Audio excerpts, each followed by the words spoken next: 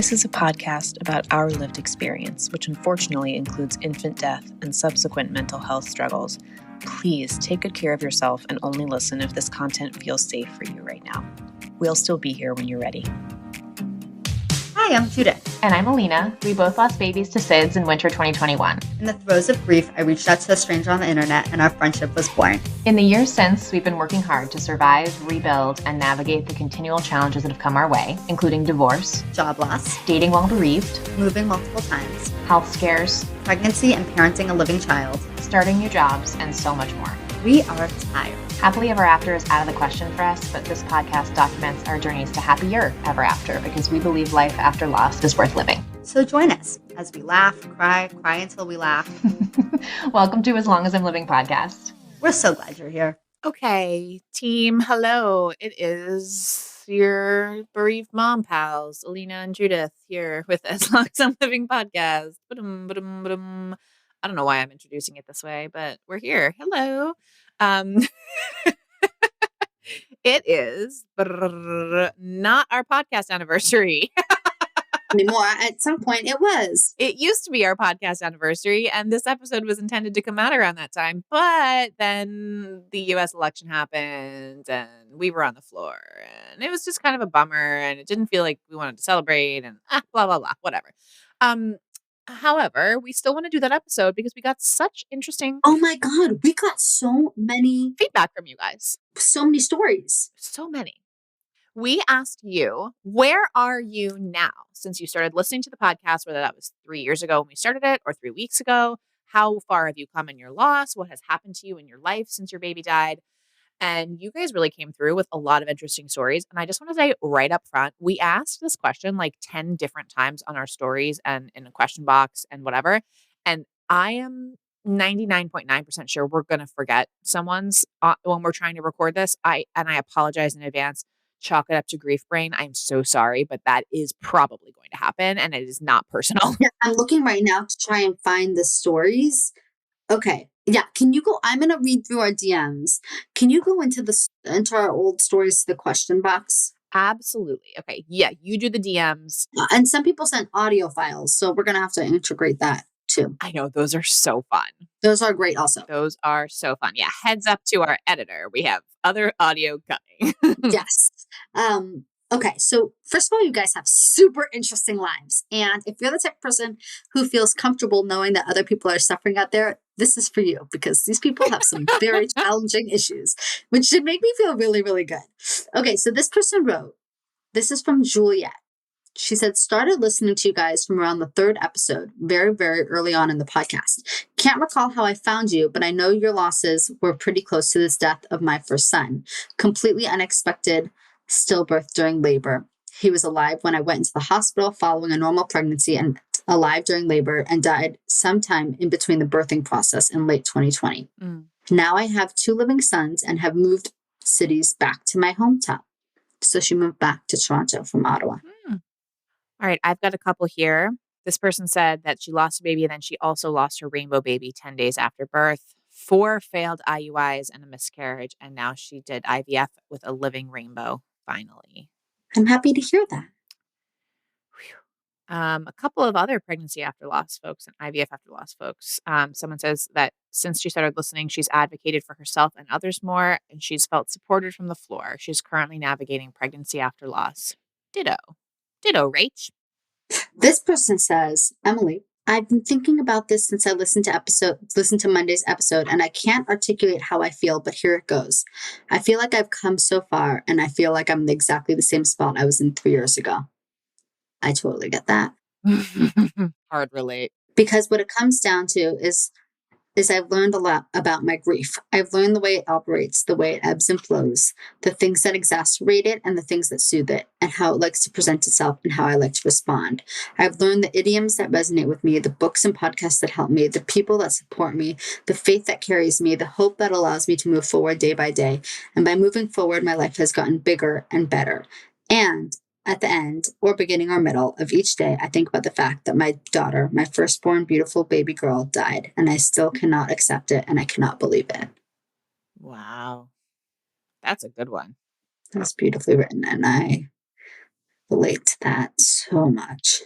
Somebody said they started listening in 2023 after a TFMR. It helped their healing a ton. They got pregnant and then they had a stillbirth, and now she's back on the floor.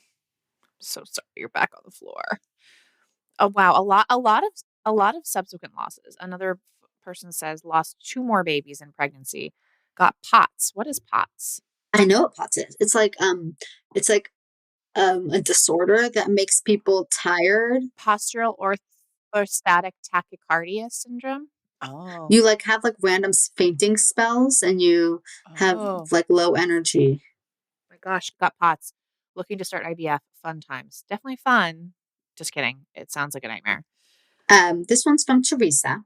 Reaching out with an update of my own. I found you after your TFMR episode, May 2022, featuring Hadley's mom. Mm-hmm. I had a TFMR in October 2021 of my sweet second little boy who was very, very loved. He had a genetic condition and lethal cardiac anomaly that would likely have not made it into the 3rd trimester. I'm an OBGYN who provides abortion care, including TFMR, so my experience of my loss was very surreal. I knew what to expect and what was going to happen. I chose D&E for management and know the procedure in and out on such a cerebral level. It was and still is one of the more bizarre experiences in my life. I still can't quite put it into words. I think people like me who provide abortion care are generally speaking very emotionally understanding because it is such a particular line of work. But I think going through my own loss and being able to share that with my patients during their experiences gives me some equal footing with my patients in a way that I hope helps them feel really seen, heard, and valued. I know the hurt in a deeply personal way. It's been powerful, and I feel grateful to be able to use my experience to help others. Shortly after I found your podcast, I became pregnant for the 3rd time and went on to have a 3rd little boy. He's now about to turn 2. He is complete delight, chatty and affectionate, and a charming little toddler. Our family is complete with our 2 living boys and our 1 boy that I miss every day. I'm grateful to my family, and I'm grateful to you both for this podcast. Sending you and your families lots of love. We're sending you love right back, Teresa. Wow, Teresa, would you like to come on the podcast? Because that is Fascinating. very... TFMR perspective from someone who provides abortion care. That is unbelievable. I would love to hear more from her. Seriously, we'll reach out. We'll reach out. Okay, and then next up I have from Angelina, who's been listening to the podcast since the very beginning, and she says, I wanted to maybe die and now I don't. In all caps. Which is, if you know Angelina, literally the most Angelina response she possibly could have sent. By the way, the ones I'm reading are shorter because they came from a question box, and Judith is reading the ones from our DMs. That's why they are longer. Someone says they have a healthy 2-month-old boy after losing a daughter at 1 week 2 years ago. Phew.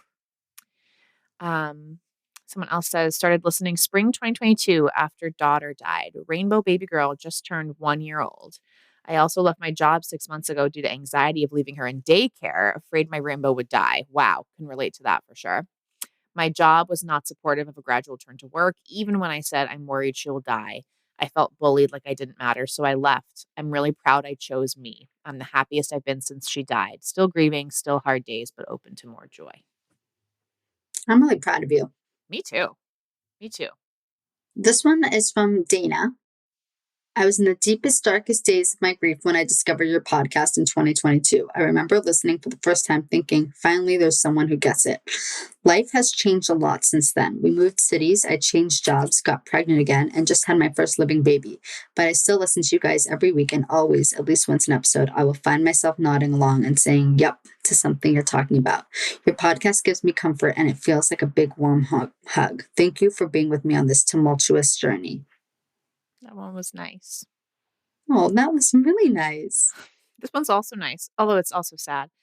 She says, found it so early in my grief, I would scream cry in the shower, listening and feeling so understood. We are so happy to be there with you while you scream cry in the shower, but we're so devastated that you have to scream cry in the shower. But I totally relate. Totally get it. This one is from Lisa. Lisa said, I'm 8 months out from my loss. Work and seeing friends are getting easier, although some friendships have changed, some for the better and some for the worse.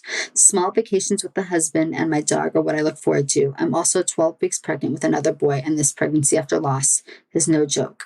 I found you on Apple Podcasts 2 months after my loss in March this year and binged from the very first episode. Wow, I'm so relieved I finally got our podcast on Apple Podcasts because it was a bear to do that. Like, it was really hard. It was a whole thing.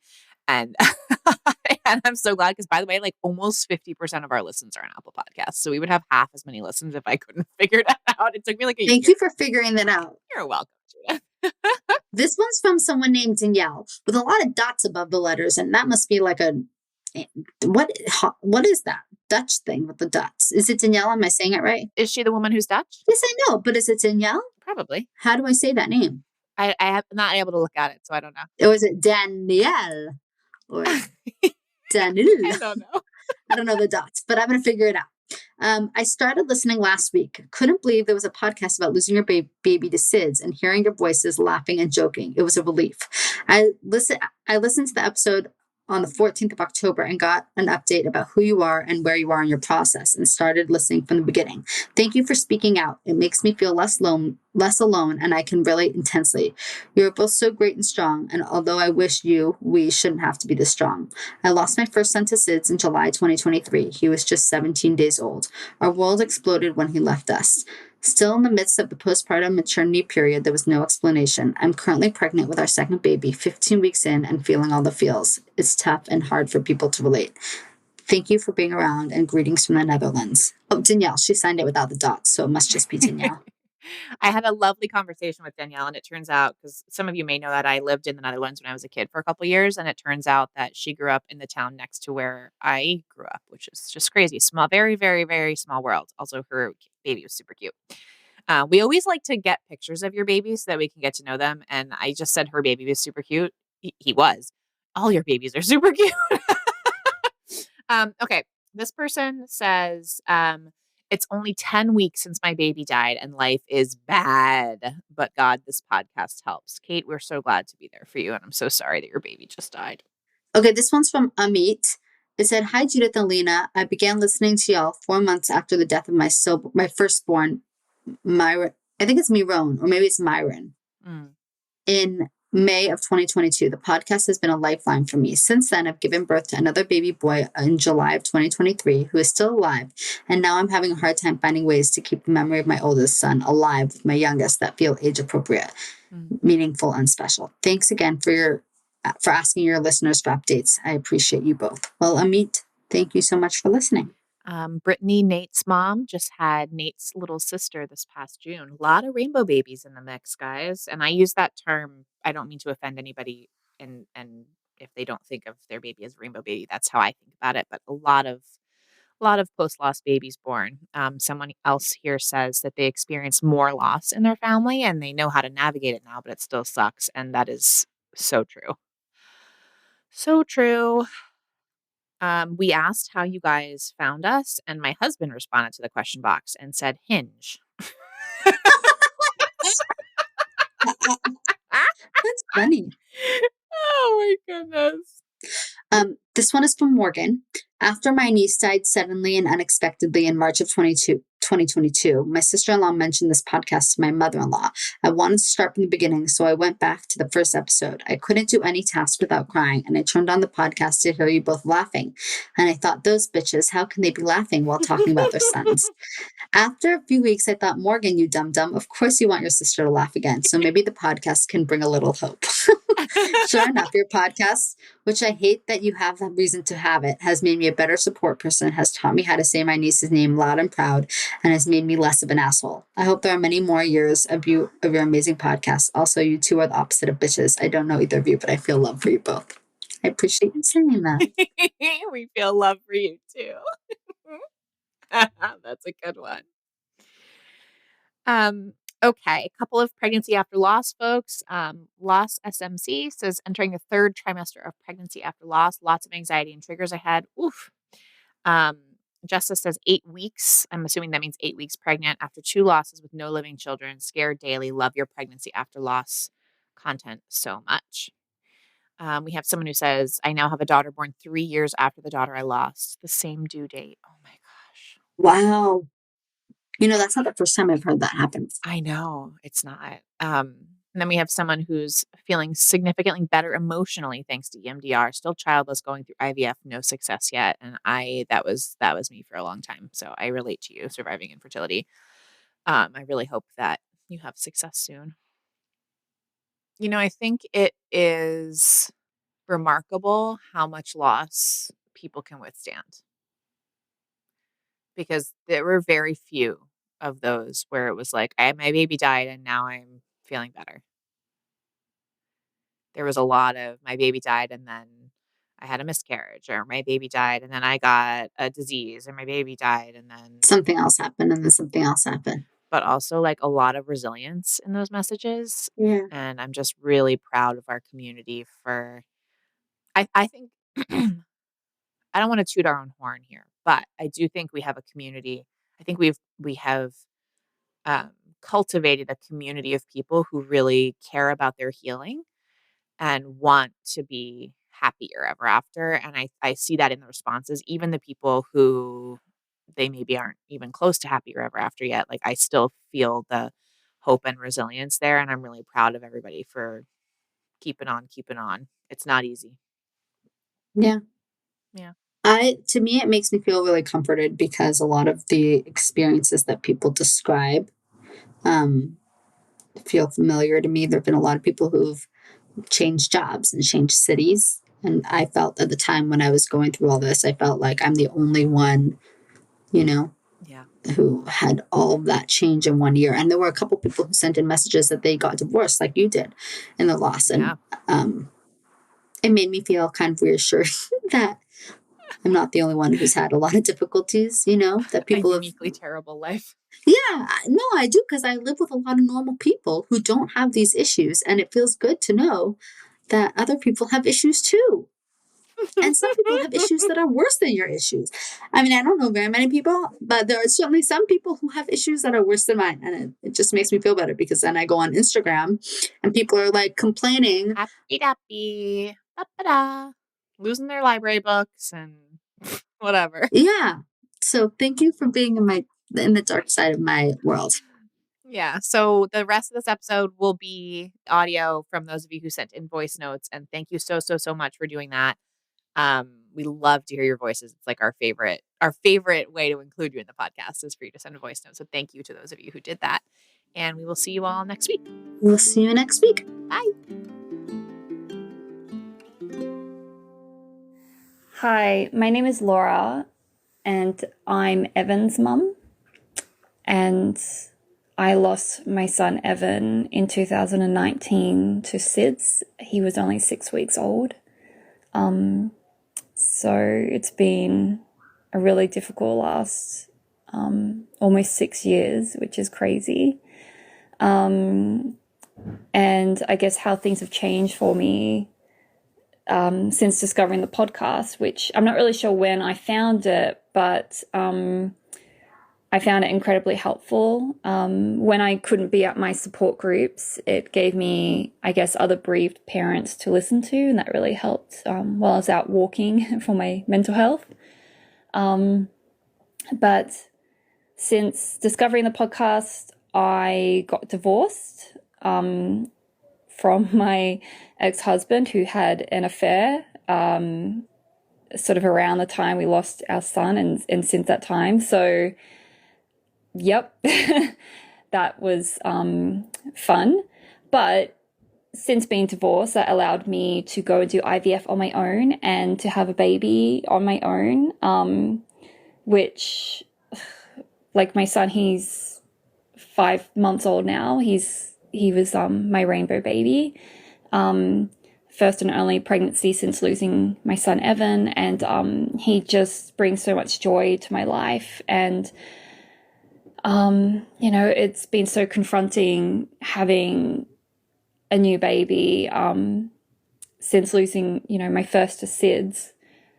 It's been very confronting and very difficult facing my PTSD around that. But he's 5 months old and it's getting a lot easier. And I'm really enjoying doing it as a solo parent as well, with the support of my family and my friends. So I think that life has gotten better, and I still miss my son Evan every single day, and I grieve for him. And it was really hard. I think having another baby and realizing how short a time that Evan got, and all the milestones he didn't get to hit. But I think I'm just so lucky and privileged to have been able to have another child. And he gives me something in the future to look forward to. And he's just the happiest little guy. And I just love him so much. And I tell him about his big brother all the time. And so I think the way my grief has changed is that I was just really, like at the beginning, it was just all consuming. And it was just, I was on the floor. Like I just didn't function for a long time. And now I actually have things to look forward to. And I think it's taught me to appreciate the little moments and to appreciate life and the time I have with my living child as well. And I hate to say it's a gift, but it is in a way. Just knowing to appreciate what I've got, and when times are good, that's a huge thing. So yeah, I guess I'll end it there. But again, I just want to say thank you guys for running the podcast. It's a huge help to a lot of people. Anyway, bye. When I first started listening to the podcast, I was in the very early days after my daughter's death. And now, 2 years later, she's still dead. But she has a little sister who is alive and thriving and helps us visualize what our eldest would look like. I'm so grateful for this podcast and helping me find a lost community, feel less alone, and less crazy when I'm on the floor crying. Thank you guys. To all of our wonderful new friends, we want to hear from you. Email us at aslongasimlivingpodcast@gmail.com and follow us on Instagram at aslongasimlivingpodcast. We'll get back to you as soon as our grieving brains allow. Yay!